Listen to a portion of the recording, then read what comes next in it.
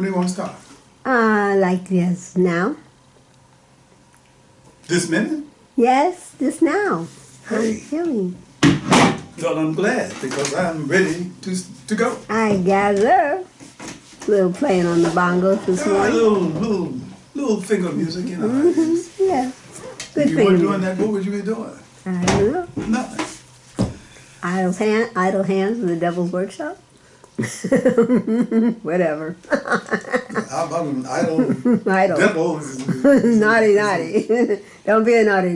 Let me get some. Back to idle Bonobo Bliss today. But on a serious level, we're going to page 165 of chapter 18. Aha, may I see the book? It's beginning to get there. Yes, may I see the book? Just a second, I'll hold it up so that you can see it. All right. I'm going to be reading 2 chapters from it. Really? Chapter 7, chapter 18, chapter 19, from the book called Ta-da! Bonobo. A.K.A. Bo. A.K.A. Bo. A.K.A. Bo. A.K.A. Bo. A.K.A. Bo. Yes. All right. Looking forward to chapter. That, huh? Yeah, chapter 18 of the Bonobo Bliss. Okay. One of the things that has been happening during the course of the reading of this book is that I'm starting to begin to understand a little bit better why it is that I wrote it. And I think it has to do with an exploration of a part of your consciousness that you're not always aware of. Okay. So that, it's like deliberately getting lost and trying to find your way somewhere. I like to do that.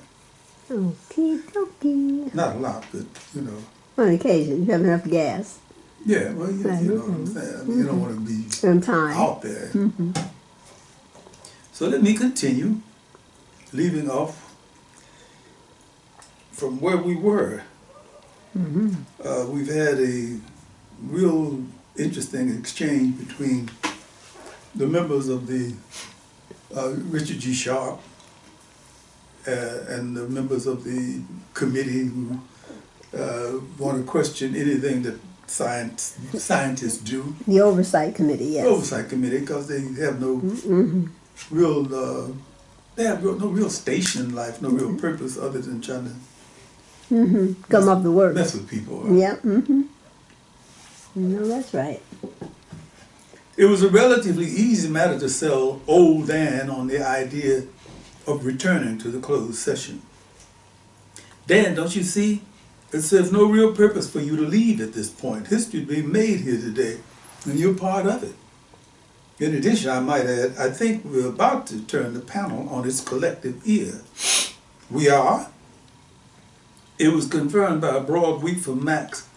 Well, Dick, if you say so, but I'm still pissed at the idea of those bastards using that woman to spy on us. Dr. Evans seconded the motion. You're not alone, Dan. I think we all feel that way. They gave him the lead position as they filed back into the deserted auditorium. Max looked around at the empty seats. Bet they've left enough bugs in here to start a new species. Count on it, Dick cracked back. The oversight panel seemed to be more attentive to them without media presence, less formal. The NAPA members took careful note of Maria Izquierda's position at the end of the table on the low stage. James Harley, seemingly addicted to worthless gestures, gavelled lightly on the table. Now then, Mr. Sharpe, it appears that you have something very, very important to say to us, and as you can see, I've accommodated your request to have a closed session. That's very generous of you, Mr. Chairman, and as you would say, let's cut to the chase. But employee Ms. Izquierda has indeed confirmed the presence of a male humanoid aboard tomorrow too. Frank Finger couldn't control himself. You see, we were right on the money all the time. The chairman cut off further commentary by casting a baleful look in Finger's direction. What I'd like to add, Mr. Chairman and panelists, is that the astronauts petitioned Napa for the presence of this humanoid. The 5-member panel took in a collective breath and stared at Richard Gregory Sharpe as though he were in shock, as though they were in shock. That's right, gentlemen, lady. The astronauts positioned for what they received. They petitioned the consul.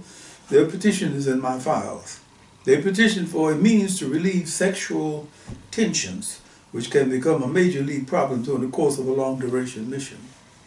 Furthermore, Maxwell came in on cue.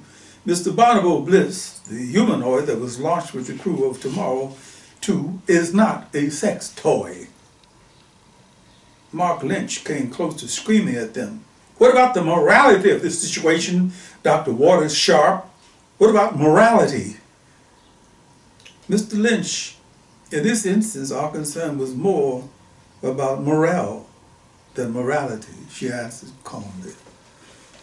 I can't make myself believe what you're saying, Dr. Sharpe. Since when has morale taken precedence over morality? I have absolutely no idea, sir, but I'm certain that it must have a history that dates back thousands of years.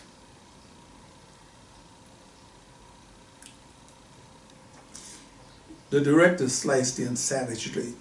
Mr. Lynch, panel, I would like to reaffirm that my decision to permit Mr. Bliss to become a member of the Tomorrow 2 crew had absolutely nothing to do with any kind of moral considerations.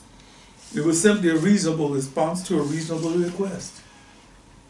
The Oversight panel seemed to be struck dumb for about 10 pregnant seconds before they launched a barrage of questions to each member of the council. Frank Finger, you people can't sit there and try to tell us, make us believe that you thought you were doing the right thing by sending us a sex object up into space. Richard G. Sharpe, pull your horns back in, Mr. Finger. What might have been considered medieval in those times is still medieval. Gail West, my concern is for those poor women who are being used as guinea pigs for some sort of experiment. Dr. Evans, Miss West, the very intelligent women who made the request to have a handyman aboard ship cannot be considered guinea pigs by any stretch of the imagination. Dr. Fronton, furthermore, Miss West, I would like to add, psychologically, it's all good. You know what I'm saying? Ivan T. Tripp. As I'm sure all of you know, I've fought against affirmative actions, initiatives, and all other measures that seem to offer a favored nation status to any particular group based on their race or sex. I see the conundrum we put into a development of that problem. The Napa council members exchanged coded rapid-fire glances. What the hell is this jerk talking about? Mark Lynch, Frank Finger, and the chairman, James Harley, waited patiently for Tripp to stop tripping. Mark Lynch and Gail West nodded in agreement to Tripp's remarks. Ivan T. Tripp. All I'm saying, bottom line, is that these astronauts have received preferential treatment based on their sex. And I don't think that's correct.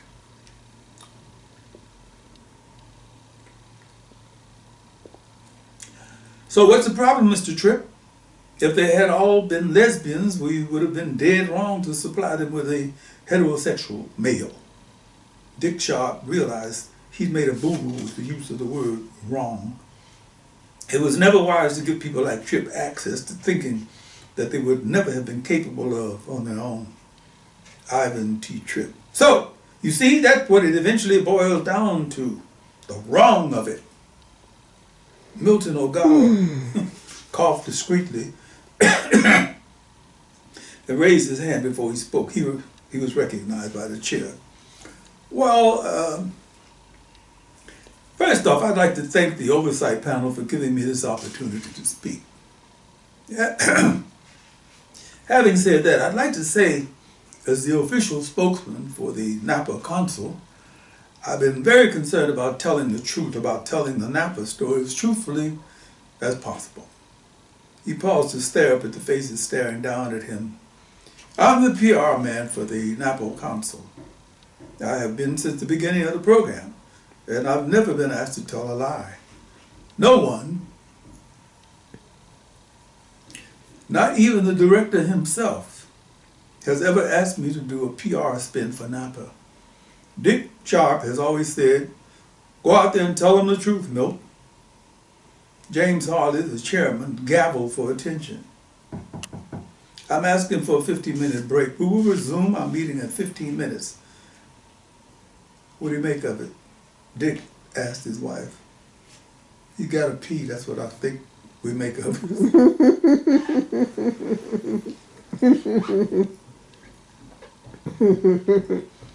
15 minutes later, the closed session was resumed. James Harley made his unnecessary tap, tap, tap of the gavel before launching into his monologue. I would like to thank my colleagues on the oversight panel for giving us the benefit of their knowledge and expertise. Max nudged Dick with her knee. Looks like a bit of chicanery is about to be unleashed here.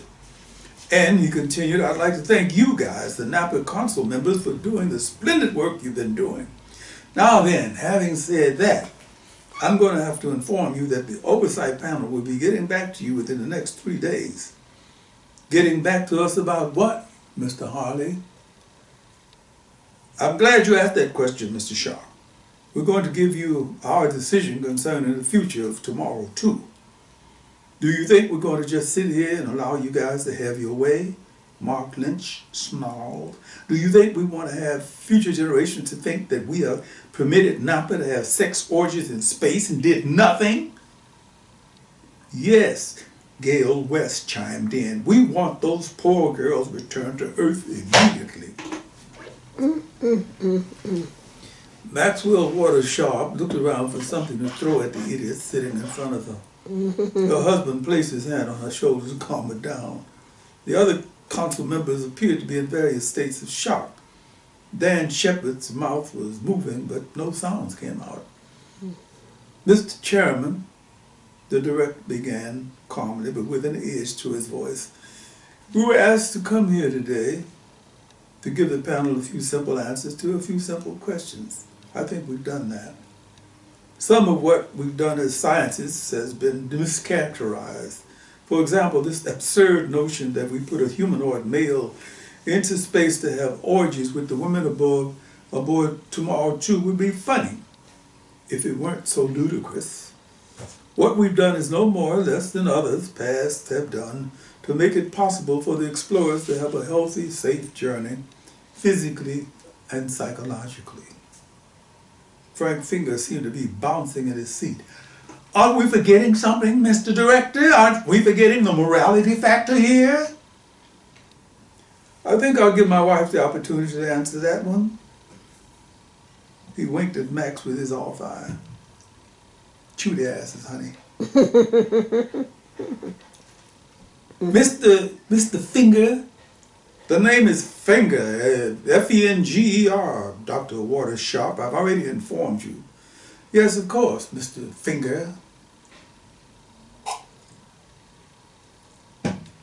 Concerning the morality factor, which seems to be popping up here, let me reassure all of you that the astronauts worked all of those corners before Mr. Bonobo Bliss was allowed to become part of the crew. Panelist Gail West's mouth opened from surprise. It was stated earlier, Matt continued, that morale was the major factor to be concerned about, not morality. Moral values shift, change. Think about it. There was a time here in our country when it was okay to kill Native Americans on sight.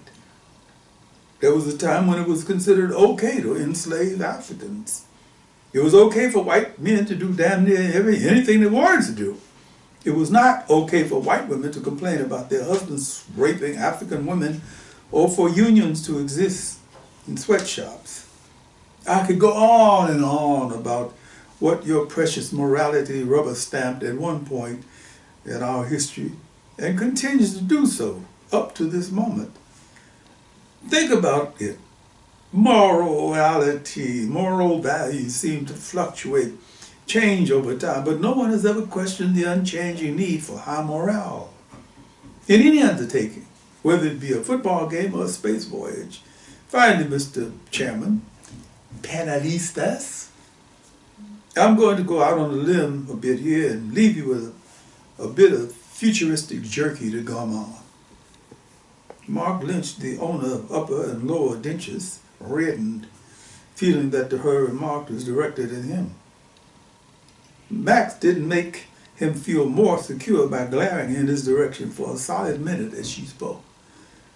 In the days ahead and the years to come, we're going to find, as our earthbound cultures extend beyond horizon, we can't even imagine that a whole slew of outmoded notions, ideas, thoughts, feelings, emotions will be completely invalid, null and void.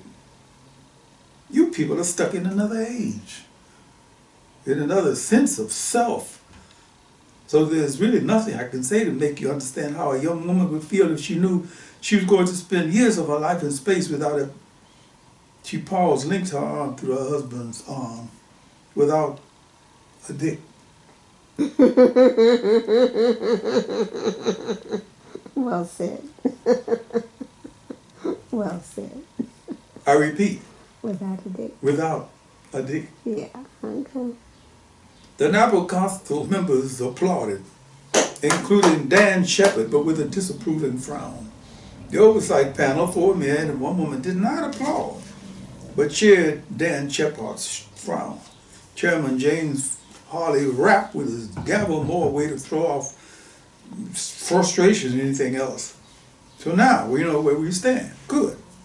We won't have to do a 3-day wait of having that formality interfere with our progress. Progress? What progress can you possibly be talking about? Max asked sarcastically. James Harley, chairman of the oversight panel, toyed with his gavel for a few seconds. Dr. Waters-Sharpe, Mr. Sharpe, council members, we're not going to pussyfoot around this issue any longer. Ever since we received solid confirmation of your illegitimate use of a man in space. So, Milton Ogawa interrupted. So, it was going to take you folk 3 days to tell us that you were not in favor of this perfectly sensible way of dealing with a woman's sexual needs in space? Huh? All of the council members' heads turned to look at him. Milton Ogawa? Speaking out? This is new. Mission Impossible. Mr. Ogawa, the chairman eased in on him. We know that you have a vested interest in promoting this project, but surely it does not condone immorality. Milton Ogawa groaned before he spoke. Oh, come on, guys. We're trying to do the right thing here. How can you call having a sexual circus day swell in the sky the right thing, Mr. Ogawa? Ivan Tripp boomed out. It was not and is not a sexual circus of any kind. Milton Ogawa boomed back. The chairman banged his gavel twice. Let's have order, gentlemen, order! He waited for the tempers to cool for a moment before speaking calmly, authoritatively. Mr. Sharpe, members of the council, I guess it's just as well we're having this happen in a closed session. I would like to inform you that the president, the vice president, and all 5 members of the National Space Agency strongly recommend that the operations of the spaceship Tomorrow 2 be shut down immediately, scrubbed, erased, grounded. We've had several meetings that determine our course of action. Neither the president, the vice president, the National Space Agency, nor the oversight panel would like to have the American people believe that we supported the idea of sex in space. No space for sex. Space is the place. And especially not the idea of having one man, or whatever you want to call it, serve as 6 women. Sorry, Mr. Sharpe, Gail West piped in viciously. We just couldn't let you get away with this. We just couldn't allow you the privilege of making sexual guinea pigs out of 6 brave astronauts. Richard G. Sharpe stood slowly and glared at each of the panel members. So it was a done deal from the beginning. It doesn't matter that the astronauts positioned us for this addition to their long-duration mission. All that seems to matter to you people is that we pay lip service to some kind of washed-out code of morality. I can see you people as the same folks who tried to prevent Columbus from sailing because they insisted that the world was flat. You're the same folks who fought against stem cell research and thousands of other worthwhile improvements in our daily lives. Now you're scrubbing a worthwhile mission because you're afraid of what you think the American people would say. Have you done a survey of any kind? Or are you just simply locked inside of your own dumb sense of outrage? I would be willing to bet you even money that the average American would be totally in favor of our decision to offer our brave astronauts a means of sexual release. Remember, these women did not take a vow of celibacy when they entered our program, nor did we issue them chastity belts before the spaceship was launched. Cancel the mission if you like, that's your prerogative. But please be aware, your place in the history books will be a footnote to stupidity and ignorance. Good afternoon. He held his arm out to his wife to hold as they strode proudly out of the auditorium. The NAPO council members filed out after them. Chapter 19.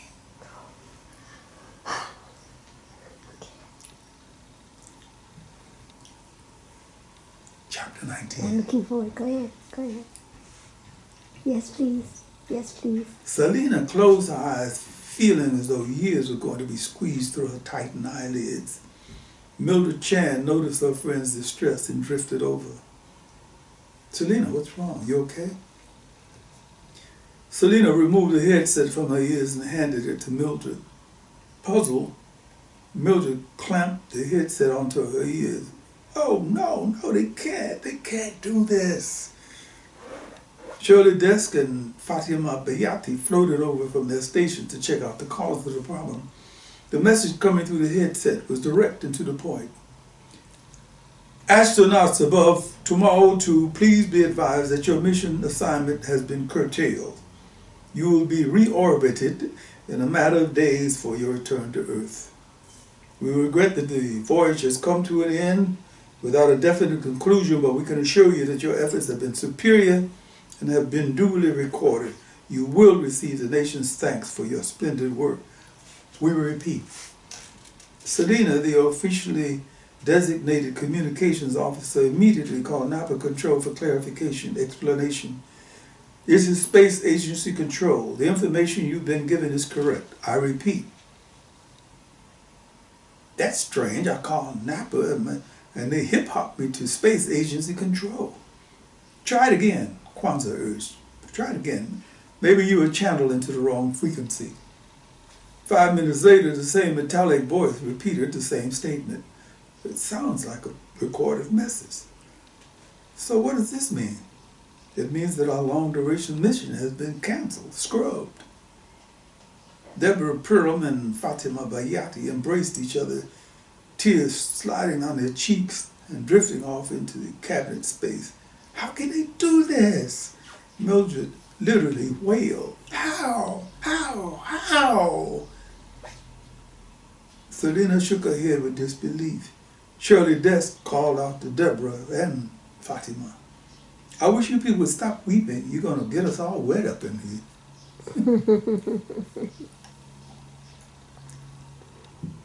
Tears everywhere. They laughed at the joke and returned to their duty stations. They felt despondent, but the show had to go on. They felt bad about the news, but like an emotional thread cutting through, the collective thought was, what's going to happen to Mr. Bliss, a.k.a. Xing Shang Casanua, Joy, Man, Shalom, Kwame, Mohammed, Brother Creole.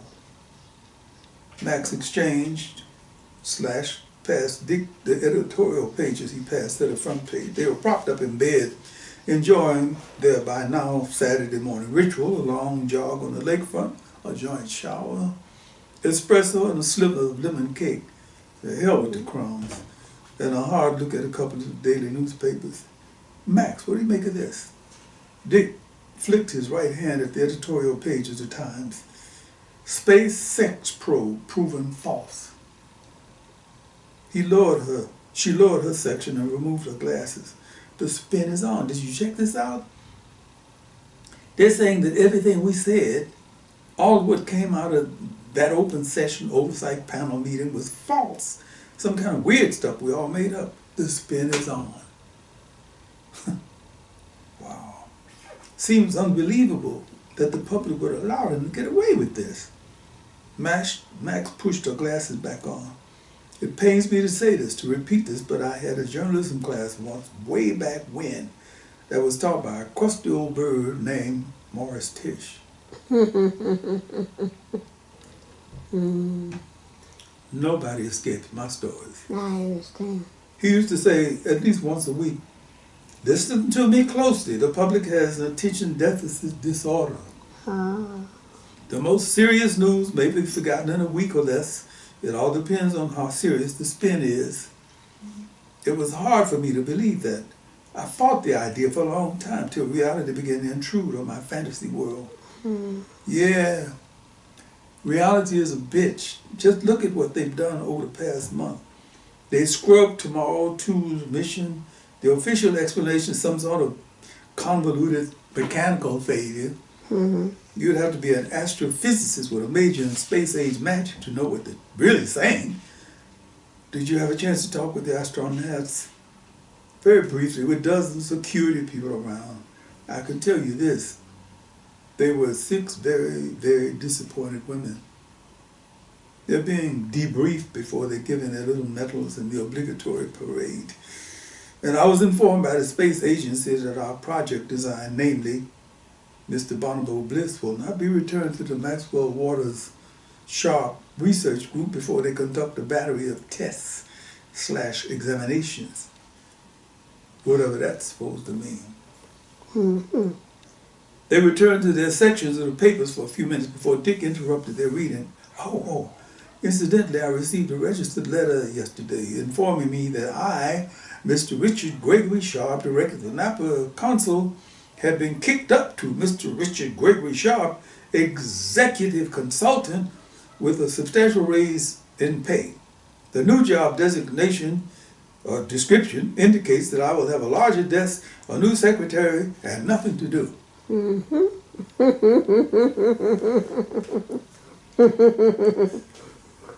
Silence him, silence him. We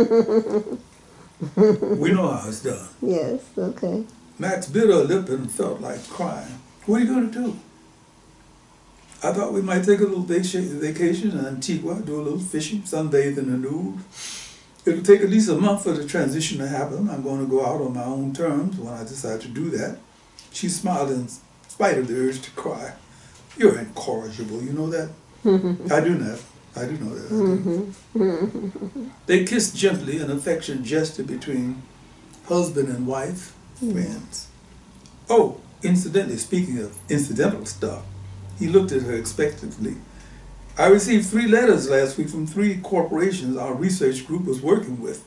In polite terms, they've crossed us off of their goody-goody list. Rotten bastards. I guess we could say the crunch is on. Dan and Milt were shipped off to Siberia somewhere. I really feel for them because they were reluctant conspirators at best. Ron and Michael have gone into private practice. Somebody told me that Ron is developing some sort of psychological counseling that utilizes acupuncture. Okay. He's always been a bit out there. Oh, how about our resident rat? Maria is, what's her name? Whatever.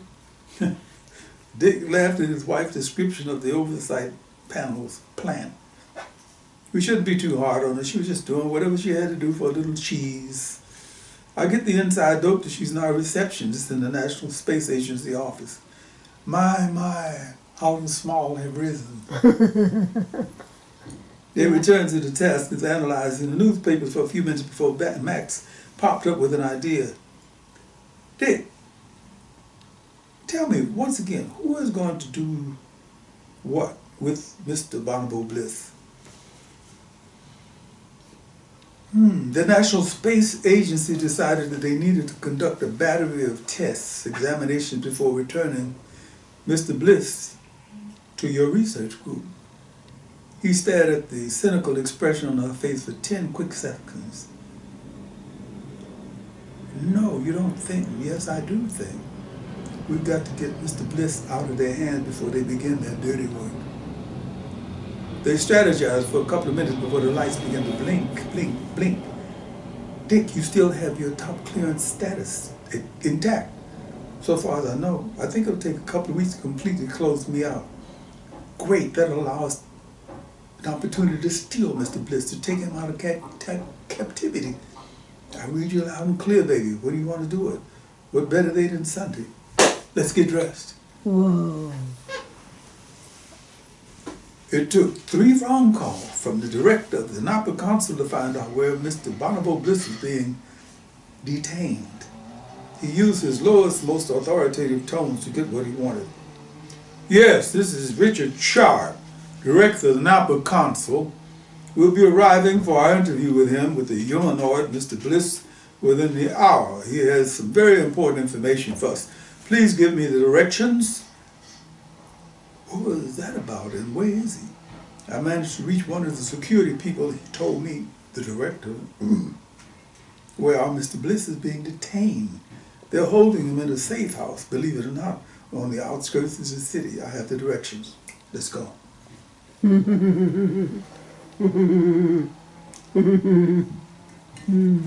They parked across the street from a beautifully landscaped ranch-style suburban home, with bars on all of the windows, unusual for that crime-free area. Yeah.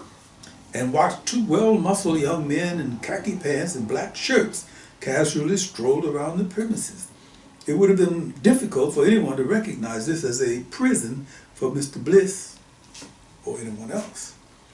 They quickly reviewed their game plan and strolled across the street. The 2-man black-shirted security detail was immediately multiplied by 2 others. They did not respond to the cordial nods made by the director and his wife. Okay, sweetheart, Dr. Waters-Sharpe whispered to her husband as he strolled up the long driveway. You're on. They could easily see the cameras mounted on the trees flanking the driveway, and it was obvious that they were being videoed by a camera above the front door. They rang the front doorbell and were answered by an intercom. Please state your full name, your position, and your specific reason for being here. Thank you. Richard G. Sharpe used the lowered voice that indicated he was an alpha male, a man who demanded respect. My name is Richard Gregory Sharpe.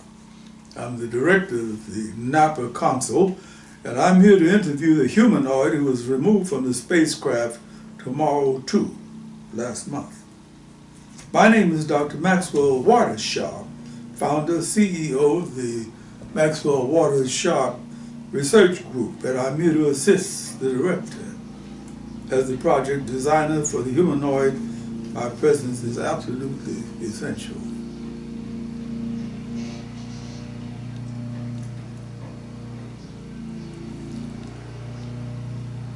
They knew from experience that they had to come on as strongly as possible. The security detail was responsible for Mr. Bliss was from a top-of-the-line private mercenary agency, and they were totally dedicated to the money that they were earning, keeping Mr. Bliss in detention, which meant screening all uninvited visitors closely, very closely. A full pregnant minute elapsed before a dull metallic buzzer was activated to let them in. They entered a large, beautifully carpeted room with 4 more black-shirted, khaki pants dressed guards standing in strategic spots around the room. Another one of the uniformed figures sitting behind a huge desk on the other side of the room gestured for them to approach his desk. They took note of the fact that the inside security detail carried Uzis and gave every indication they were willing to use them. No one spoke as the man behind the desk pointed to the 2 upholstered chairs in front of his desk. 2 of the guards approached them with fingerprint pads, took their fingerprints and faded back into the background. The man behind the desk stared at them without blinking and announced in a flat metallic voice, "This will only take a few minutes." There was nothing to say. They glanced around the huge room, bare, except for the desk and the chairs they sat in. They knew their fingerprints were being database checked. The security man returned with 2 8.5 by 10 sheets of paper, all of their credentials listed and validated. The man behind the desk studied the sheets, looked over the printouts to compare their faces with the faces that had been scanned from their database. The security man stood at attention next to the desk. "Now, if you would please follow this gentleman, we would like to do an eye scan." Dick and Max exchanged quick, coded glances. Is this security or what? It's security. It took a couple of minutes in a small room off to the left for both of them to be eye scanned. They were escorted back to their chairs in the main room. The man behind the desk continued to stare at them. 3 minutes later, the eye scans were brought to him. He studied the hard drive material, which validated their credentials and allowed himself a hint of a smile. "Now then, Mr. Sharpe, Dr. Sharpe, what can we do for you?" It was Maxwell's turn. Dick had gotten them in. Now it was Max's turn to get them out with Mr. Bliss. Richard G. Sharpe was almost stunned to witness the transformation of a normally assertive woman into a cringing, submissive creature. Of course. I'm beginning chapter 20. Okay. For just a page. Oh, no. For just a page. Oh. Please. Okay. I beg you. I beg you. I beg you more. All right. Mr. She addressed the man behind the desk. "You may call me 1101, the man behind the desk announced. "Should I pronounce that Mr. 11011 or 1101, she asked. Dick got it. She's playing on the sucker. Go, Max, go. Mr. number 1101 blinked for the first time since they'd met. "Well, I guess 1101. "Oh, thank you," she continued in this mysteriously feminine kind of attitude we'd never witnessed before. "Mr. 1101, we're here on a matter of national security, a matter that will, no doubt, affect the history of aerospace behavior forever."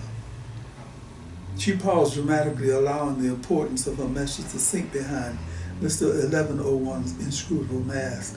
He betrayed his interest by the barest blink twitch of his left eyelid. Mm-hmm.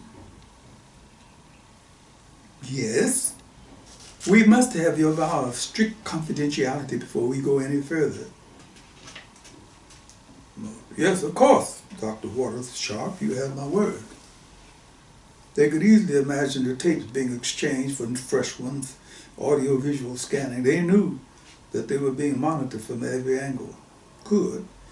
This is a very delicate matter, you understand? And we'll continue this tomorrow. Oh, wow. This is a very delicate matter that you should stop. Okay. Fair enough. Fair enough. That moment, we have to... This moment in time. Remember what's going on here. Yes. It's a long game. It's a long game. And having said all that, I want to thank you for being such an attentive audience because you stir me on.